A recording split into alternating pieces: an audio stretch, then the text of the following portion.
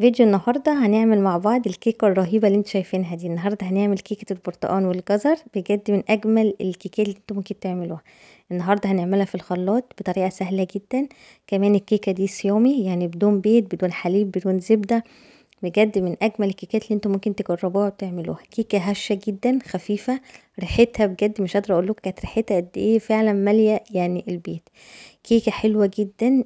كمان صيامي، يعني لو في اي حد ما بيحبش ريحة البيت في اي كيكة، الكيكة دي مناسبة جدا. طعمها بجد وريحتها يعني مش قادرة اقول لكم بجد قد ايه فعلا هي جميلة.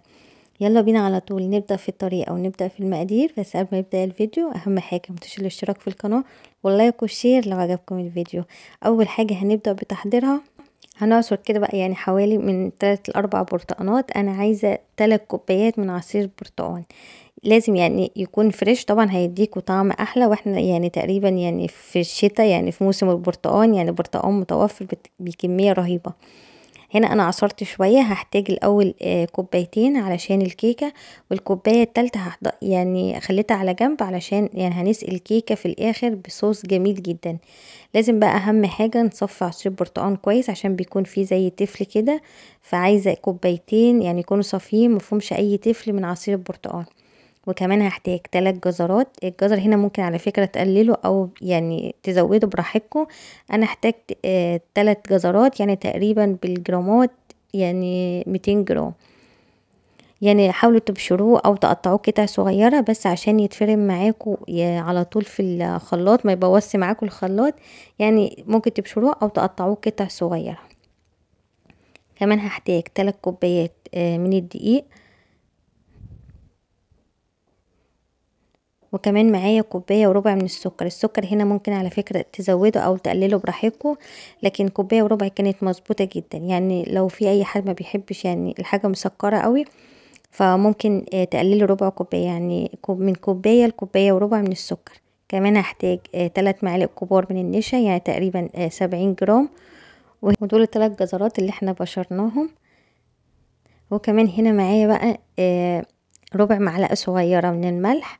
وكمان معايا باكو يعني مليان كده من البيكنج باودر، يعني معلقة كبيرة. وكمان معايا ربع معلقة صغيرة من البيكنج سودا علشان بس تخلي الكيكة معانا شوية مرتفعة. وهنا كمان معايا بشر برتقان، يعني تقريبا معلقة كبيرة. بس اهم حاجة نخلي بالنا واحنا بنبشر البرتقان ناخد بس القشرة اللي هي بتكون لونها برتقاني كده، اللي هي بتبقى على الوش البرتقاني، يعني ما ناخدش الجلد من تحت اللي هو الجلدة البيضة بتبقى مرة. وهنا بقى معايا الكوبايتين من عصير برتقان. كمان هضيف كوباية الا ربع من الزيت، زيت نباتي طبعا، ممكن زيت عباد الشمس او ممكن زيت ذرة، بس اهم حاجة يكون زيت طعمه حلو نكهته حلو عشان ما يبوظش معاكم طعم الكيكة. كمان هحتاج معلقة كبيرة من الخل الابيض. وهحتاج كمان معلقة كبيرة من الفانيليا السايلة. لو مش موجودة متوفرة الفانيليا السايلة ممكن تستعملوا الفانيليا البودر، يعني هضيفه تقريبا ربع معلقة صغيرة. هنا بقى هبتدي نجمع كل المكونات الجافة مع بعض. اول حاجة الدقيق مع النشا مع ربع معلقة صغيرة من الملح وربع معلقة صغيرة من البيكنج سودا. اهم حاجة ما نكترش من البيكنج سودا علشان ما طعمها وريحتها بيكونوا شداد جدا، عشان بس ما تغيرش معاكوا طعم الكيكة. هقلب بقى كل المكونات الجافة مع بعض. البيكنج باودر انا ما ضفتوش، هضيفه في الاخر وهقول لكم ليه هضيفه في الاخر. نبتدي بقى نجمع كل المكونات السائلة مع بعض. هنا الكوبايتين من عصير البرتقان اللي هما الكوبايتين العصير برتقان فريش، وضفت معاهم معلقة كبيرة من بشر البرتقان. وهنضرب بقى كل المكونات السائلة كلها في الخلاط. هنا بقى اول حاجة عصير البرتقان مع بشر البرتقان، وكمان نزلت عليهم بالجزر اللي انا بشرته في الاول. هنا كمان هضيف معلقة كبيرة من الخل الابيض.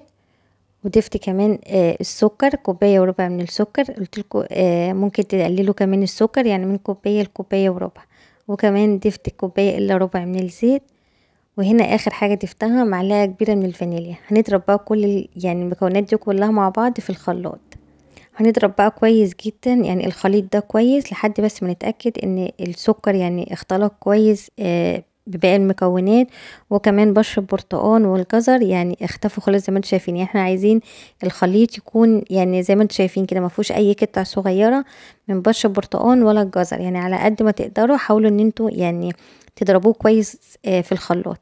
وهنا بقى لازم اهم حاجه، اهم خطوه، ان احنا لازم ندخل الدقيق كده عشان يعني ندخل هوا في الكيكه بتاعتنا. هنبتدي بقى نقلب كده كل المكونات كلها مع بعض، وانتوا بتخلطوا كده كل الخليط مع بعض. لو حسيتوا ان الخليط معاكم تقيل شويه ممكن تزودوا شويه من عصير برتقان، ولو حسيتوا ان هو يعني الخليط معاكم خفيف شويه ممكن تزودوا معلقه تاني من الدقيق. يعني احنا عايزين يعني الخليط بتاعنا يكون سمكه زي ما انتوا شايفين كده، ما يكونش ولا خفيف ولا تقيل. وهنا كمان هضيف بقى يعني المكون اللي هيخلي الكيكة معانا مرتفعة وهشة، نص كوباية من المية المغلية. هتخلي يعني بتفتح مسامي الكيكة، وهتخلي معاكم الكيكة يعني مرتفعة، وكمان هتخلي معاكم الكيكة هشة جدا. هنقلب بقى كده، وزي ما قلت لكم لو حسيتوا ان الخليط خف معاكم هتزودوا معلقه من الدقيق. هنا اخر حاجه بقى ضفتها البيكنج باودر. هنا انا ضفته في الاخر عشان البيكنج باودر يعني هو الماده الوحيده الرافعه في الكيكه، فاهم حاجه ان احنا عايزين نحافظ على الماده الرافعه اللي في الكيكه اللي هو البيكنج باودر، فانا ضفته في الاخر خالص. هو ده قوام الكيكه او قوام الخليط، حلو جدا، ده القوام المناسب. هندخلها طبعا على درجه حراره 170. الصينيه اللي انا استعملتها دي مقاس 28. الكيكه بتاخد معانا من يعني 45 ل50 دقيقه، او ممكن كمان ل55 دقيقه في الفرن. نبتدي بقى نحضر الصوص اللي هنسقي بيه الكيكه. هنا كوباية من عصير برتقال الفريش، وضفت معاهم 3 معالق كبار من السكر. هدخله بقى الميكروويف عشان بس يسخن شوية لمدة دقيقة. وكمان الكيكة خرجت من الفرن، هي خدت معايا اكتر من 55 دقيقة، يعني ممكن تاخد معاكم 60 دقيقة كمان، علشان يعني الكيكة دي مفيهاش بيض، فالمادة الرافعة اللي فيها زي ما قلت لكم البيكنج باودر. فاهم حاجه ما نستعجلش عليها ونخرجها يعني بدري من الفرن. اهم حاجه نتاكد ان هي استوت من النص كمان استوت، يعني ما فيهاش اي عجين خالص من النص. وضفت بقى عصير البرتقان او صوص البرتقان، ضفت على الوش. الكيك كانت دافيه، وعصير البرتقان او صوص البرتقان يعني كان سخن، يعني ندخله الميكرويف لمده دقيقه واحده. هنا بقى قلبتها، يعني شايفين شكلها عامل ازاي، مرتفع ازاي، بجد جميلة جدا. يعني من احلى واجمل الكيكات اللي انتوا ممكن تجربوها وتعملوها. مش هتاخد معاكم يعني اي وقت خالص في تحضيرها، من اسهل الكيكات اللي انتوا ممكن تعملوها بجد في الخلاط. ريحتها وطعمها بجد مش قادره اقول لكم قد ايه فعلا هي جميله. طعم البرتقان ونكهة البرتقان في الكيكة دي مخلية الكيكة دي ريحتها بجد جميلة جدا. وكمان الجزر اللي احنا ضفناه مديها سنة مسكرة شوية، يعني الخليط ما بين البرتقان والجزر مدي طعم حلو قوي للكيكة. الكيكة دي كمان مناسبة يعني في الصيام، او ممكن في ايام عادية غير الصيام.